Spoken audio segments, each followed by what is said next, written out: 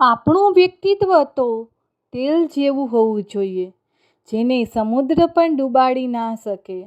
ના સમજાય તો 2 વાર વાંચજો. જે તમને સમજે તેમને તમારી ચોખવટની જરૂર નથી. જે તમને સમજતા નથી તે તમારી ચોખવટને શું સમજશે? મેકઅપની ઉંમરમાં જ કર્મ કરી લેવા, બાકી ચેકઅપની ઉંમરમાં તો કંઈ થઈ શકવાનું નથી, કારણ કે પેકઅપની તારીખ અનિશ્ચિત છે. સુખી જીવન જીવવું હોય તો ભૂલો ભૂલતા શીખો, પછી એ તમારી હોય કે બીજાની.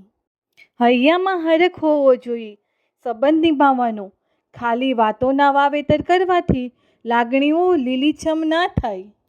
શરીર સુંદર હોય કે ના હોય, પણ શબ્દો હંમેશા સુંદર રાખવા, કારણ કે લોકો ચહેરો ભૂલી જશે પણ તમારા શબ્દો ક્યારેય નહીં ભૂલે.